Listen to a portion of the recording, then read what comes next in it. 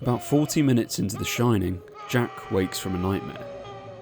We follow Wendy, his wife, as she races towards his screams, where she finds him face down on his writing desk. Along with a stack of blank paper, some pencils and a typewriter, in front of him is a large scrapbook spread open. It's appeared once before, but like most things in Kubrick's film, it goes unacknowledged. We know from behind the scenes stills and the archive of props used on the film that the book is intended to reference something in Stephen King's original novel, a scrapbook containing the history of the Overlook Hotel itself. In the novel, the scrapbook is highlighted as of central importance to the overall story, as Jack, a struggling writer, decides to base his next writing project on the hotel's past. A decision, combined with the supernatural forces that lurk within the hotel, that contributes to his descent into insanity. The scrapbook's unacknowledged role in the film, rather than being another instance of Kubrick dismissing the intentions of King's original vision, is actually pretty appropriate to the deeper concerns of the film as its own entity. The Shining is filled with stories and symbols of narrative, with every frame a doorway into some other seductively terrifying mystery. If you spent any time looking into the discourse around the film, you've likely come across a few conspiracy theories as weirdly compelling as the film itself. But within the confines of the opening and closing credits, these narrative microcosms we are presented with seem to exert a horrific power on both the characters who witness them and us viewers, from the hotel scrapbook to the TV screens that Danny and Dick Halloran watch, to the mirrors that seem to reveal the ghosts of the hotel to Jack, and of course, the hedge maze and its model. In The Shining, narratives consume us, wear away at our identity, and transform us into puppets of terrifying primal impulse. Arguably the first story we're presented with is the one Ullman tells Jack at the start of the film. My predecessor in this job hired a man named Charles Grady as the winter caretaker. From what I've been told, he seemed like a completely normal individual. But at some point during the winter, he must have suffered some kind of a complete mental breakdown. He ran amok and he killed his family with an axe. Wow. That is quite a story. This is, or would seem to be, the ensuing story of the film. The only difference being, of course, that Danny and Wendy, in contrast to Grady's family, survive. But rather than approaching this story with caution, Jack jokes that he'll mention it to Wendy, who is a confirmed ghost story and horror film addict. This is an addition to Wendy's character made by Kubrick, framing her as a figure not unlike the viewer watching the film. We find many more metatextual references to stories and media elsewhere. Wasn't it around here that the Donner Party got snowbound? What was the Donner Party? They were a party of settlers in covered wagon times. They got snowbound one winter in the mountains. They had to resort to cannibalism in order to stay alive. Jack. Don't worry, Mom. I know all about cannibalism. I saw it on TV. See? It's okay. We saw it on the television. By 5 o'clock tonight, you'll never know anybody was ever here. Just like a ghost ship, huh? Yes. The saturation of references to stories in the opening 20 minutes gives us the impression that we're watching characters who, like us viewers, are knowingly entering a story. In his book-long study of The Shining, Roger Luckhurst notes how, in contrast to King's novel, which emphasises the gothic depth of the hotel, from its basement to the upper rooms, accessible by lift, Kubrick moves laterally throughout the hotel, with the controlling metaphor of the film and its unfolding narrative being what waits around the corner in the maze. We rarely move up and down in Kubrick's film. Our movement is restricted left to right, forwards and backwards. In criticism, it's pretty common to think of story structure in spatial terms. Think of the story mountain, where the points of narrative tension are plotted vertically like dangerous heights. You might come across talk of getting from A to B. Plot itself can also mean a patch of ground, after all. For Kubrick's film, its themes of repeated history and cyclical time are reflected in the labyrinthine structures of the hotel, and particularly the maze, one of the key additions Kubrick made. As a space, it's unique in the fact that the whole purpose is to get lost inside, to immerse yourself in its warped, non-linear logic. What better model for Kubrick's story? Jack is a writer, but he's also a reader of the hotel's history. Danny too, with his ability to shine, encounters the hotel like we do as a viewer. King in the novel describes his visions as like a movie that only he could see. Along with Wendy then, the horror film addict, the Torrances are a family of viewers, of readers. Narrators are not just extensions of the storyteller. They themselves are readers of the experiences that they then write up. So the activities of participating in, reading and writing the story are, in effect, one and the same. In the case of The Shining, this applies outside the text too. Stephen King conceived of the book after visiting the Stanley Hotel in the Colorado Mountains with his wife Tabitha in October 1974, the only two guests in the building. Writing the story not only stems from his excursions through the winding corridors of the hotel, but also through his own psyche. Jack's murderous impulses were based on fears King had that his alcoholism could make him a danger to his family. In writing the novel and immersing himself in his fears, King has the chance to escape them. But for Jack, once he gets hold of the scrapbook, writing becomes a race toward them. In Kubrick's film, it's not a coincidence that the moment Jack starts writing is also the moment his relationship with his family breaks down. One theory about the film sees the Jack that wakes from the nightmare as the protagonist in the play that he's writing, his own fictional character written into reality. But is he really writing the story? The Overlook and the figments of its past start off as the subject of Jack's narrative. But as he delves deeper and deeper into its lore, the subservient figures of Lloyd the bartender and Grady the butler seem to develop in autonomy and influence, to the point that they represent an authority under which Jack is controlled. Part of the broader narrative of the hotel, Lloyd and Grady in turn offer Jack a set of roleplay scenarios that he slips into with relish.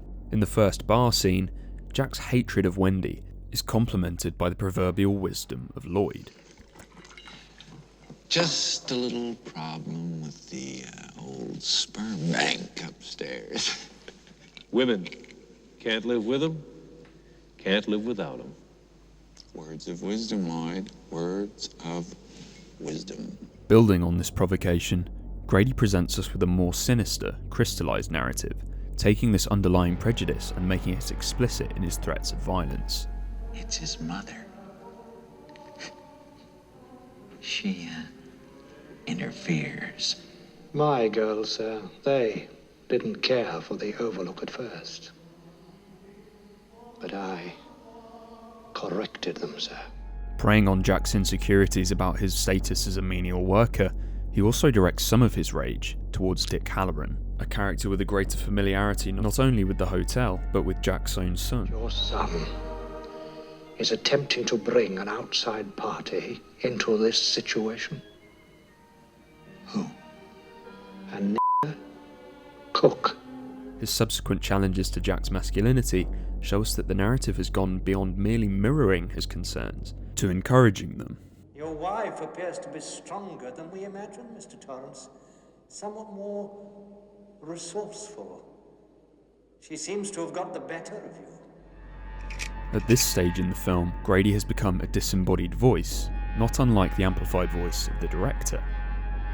Now, Jack has been solidified as a character in the Overlook story, taking orders from figures who, according to Dick Halloran, are Just like pictures in a book, Danny. The hotel offers Jack, a man haunted by successive failures, a history of alcoholism, and a deep hatred towards the wife on whom he is dependent, a story he can find purpose in, one in which he is a valuable, empowered component. The narrative space of the hotel is obviously one out of time, though its attitudes and culture are still detectable in the present day. A lot of it can be traced back to the hotel's origins. Much has been said of the Native American subtext at play in The Shining, from the prevalence of tribal motifs in the design of the hotel, to the subtle invocations present in Wendy's costumes, to the overt reference made by Stuart Oldman to the hotel's foundation. The site is supposed to be located on an Indian burial ground, and I believe they actually had to repel a few Indian attacks as they were building it. The mystique of the Overlook Hotel seems to point back to the history of European expansion, and its encounters with indigenous cultures. White man's burden, Lloyd, my man. White man's burden. Stephen King would go on to confront this theme more directly in his novel Pet Sematary from 1983, in which the supernatural terrors unleashed in an animal graveyard are powered by a demon from Algonquian folklore known as the Wendigo, an evil forest spirit with the power to instill in its victims a cannibalistic hunger. Long the subject of folk tales among native speakers, in 1910 the Wendigo appeared as the antagonist of a short horror story written by the British author Algernon Blackwood. In his tale, a pair of Scottish intellectuals take part in a moose hunting expedition in the wilderness of northwest Ontario, where they encounter the evil spirit, who corrupts one of their party with a ravenous cannibalistic desire. Dan Murphy and Damon Burnett have already drawn parallels between this story's portrayal of isolation and insanity in the North American wilderness, and The Shining's tale of cabin fever, bringing out a deeper sociological reading of the Wendigo as a symbol of exploitation and colonial violence, in a video essay that's well worth watching. But there's something else to Blackwood's writings that shines a light on the horror of The Shining's narrative construction. Blackwood's Wendigo takes the subject of Native American folklore and fuses it with the form of a gothic horror story. It's one of many stories that Blackwood wrote based on his time spent in North America as a young man. His subsequent writings are deeply conscious of national identity and the mix of cultures present in colonised territories. In stories not even set in the Canadian wilderness, the phrase, "like a Red Indian," is a common one. But in one of his first stories, A Haunted Island, a confrontation with a native culture has a greater significance.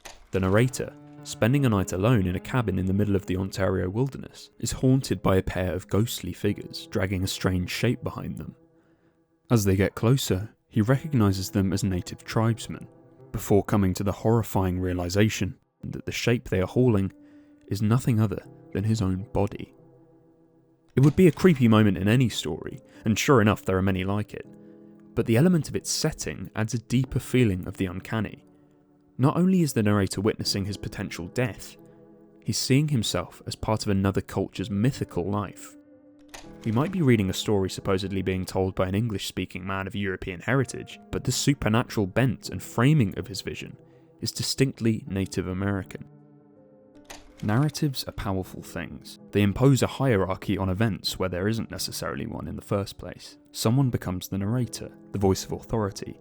Someone becomes the protagonist, and another person the antagonist, or something functionally equivalent. In his book Mythologies, the French theorist Roland Barthes talks about myths as ways in which cultures naturalise ideas, distorting reality by imbuing images and narrative archetypes with further cultural significance. In this sense, a myth is a story so powerful, so embedded within a culture, that it transcends its original author, and instead co-opts future storytellers under its sway. Algernon Blackwood's stories of the American wilderness are partly so effective because they illustrate the uncanniness of having one's experience co-opted and twisted by a foreign entity, of storytellers being possessed by a narrative that, like the Wendigo, thrives by the campfire. Just imagine how Stephen King felt upon seeing Kubrick's film. While the book opens from Jack's point of view, the film opens with no discernible subject other than the Colorado landscape, accompanied by the ghostly wails of a tribal culture. It's this detached, supernatural camera that we largely see through for the rest of the film, as it glides through the overlooked hallways. The last shot of the film has no human subject, no possible living point of view. Maybe we're seeing through the eyes of the murdered natives, off-screen, or perhaps behind the screen. Whatever the case, Kubrick's Shining ceases to be Jack's story, as the novel is, or even Danny and Wendy's story. It's the hotel's story. The hotel, in fact, is the story, and one that consumes its storyteller and makes him into a character. Just look at what it did to Stephen King. Kubrick's film takes possession of his original vision, discards large chunks such as Jack's backstory with his father, the anthropomorphic hedge animals, the after effects of the story on Wendy and Danny, and reduces others to background details. Jack is far less sympathetic than in King's version, annulling any empathy King might have wished the viewer to have with his surrogate figure. If anything, Kubrick's Jack bears a greater resemblance to Kubrick himself, particularly as the widely documented making of the film has narrativized Kubrick's abusive treatment of Shelley Duvall on set in a manner similar to Jack's treatment of Wendy. But just as Jack is reduced to a figure in the hotel's narrative, absorbed into its history, so is Kubrick within his own film, whether or not you can actually make out his face in the opening titles. The Shining as a film shows us what happens when a story grows powerful enough to overcome its teller, when the intricacy and allure of its design masks its fundamental unreality. Now more than ever, our day-to-day lives are buffeted by narratives from all sides, increasingly designed to pull us in and appeal to our values and prejudices. The most dangerously effective narratives are the ones we don't notice. It takes figures like Dick Halloran, who is able to alert Danny to the dangers of the Overlook, to lead us out of these labyrinths. So stay out. The Shining ability is, essentially, a way of reading the world and its stories. Not things that anyone can notice, but things that people who shine can see. And it's this power that King's book stresses, as Halloran manages to aid Danny and Wendy in their escape. But the film presents a greater challenge in its magnetic history, and makes the crucial decision to axe our interpretive guide. If we want to resist this force then, like Danny and Wendy, we must navigate our own way out again. I feel like I'll have to leave a trail of breadcrumbs every time I come in. Telling ourselves it's just a story. But many viewers, myself included, can't help but end up like Jack, trapped at the centre of the maze.